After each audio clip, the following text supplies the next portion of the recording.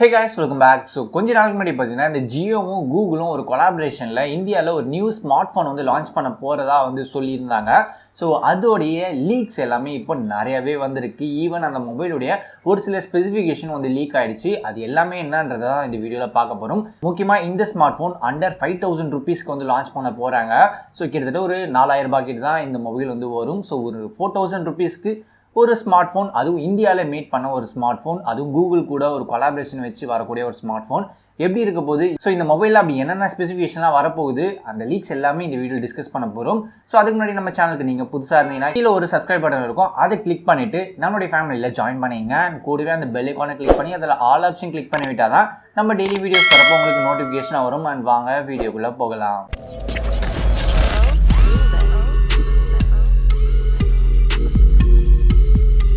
இதுக்கு முன்னாடி ஜியோ பார்த்தீங்கன்னா ஜியோ ஃபோன்ஸ்னு வந்து லான்ச் பண்ணியிருந்தாங்க. ஸோ அது 4G சப்போர்ட்டோட ஒரு கீபேடை வச்சு ஒரு ஃபீச்சர் ஃபோனை தான் வந்து லான்ச் பண்ணியிருந்தாங்க.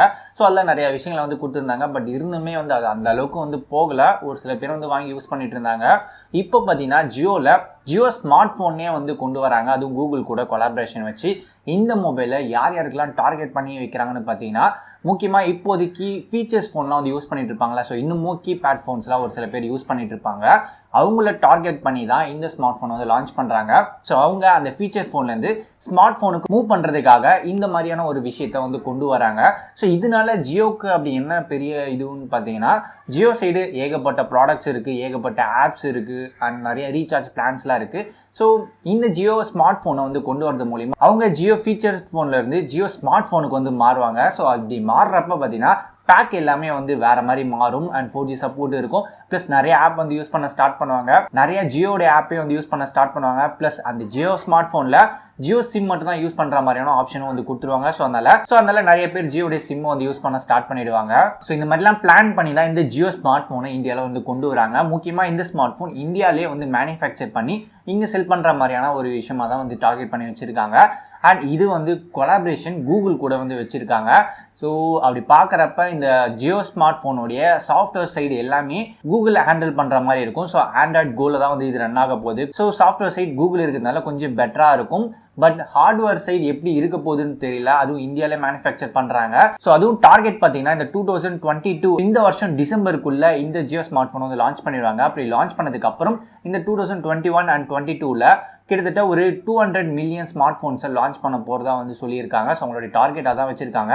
கிட்டத்தட்ட ஒரு 20 crore ஸ்மார்ட் ஃபோன். ஸோ இது வரைக்கும் ஓகே, ஒரு அண்டர் 5000 ஒரு 4000ல் ஒரு ஜியோ ஸ்மார்ட் ஃபோன் வந்து லான்ச் பண்ணுறாங்க.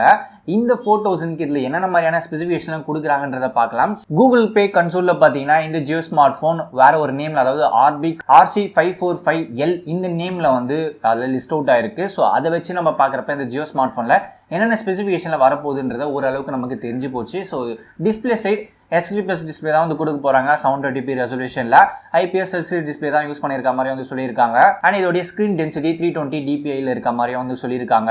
தென் இந்த மொபைல் யூஸ் பண்ணியிருக்க ப்ராசர் பக்கம் வந்தீங்கன்னா Snapdragon ப்ராசர் வந்து யூஸ் பண்ணியிருக்க மாதிரி வந்து சொல்லியிருக்காங்க. QM215 அப்படின்ற ஒரு சிப் செட்டை தான் வந்து இதில் வந்து யூஸ் பண்ணியிருக்காங்க.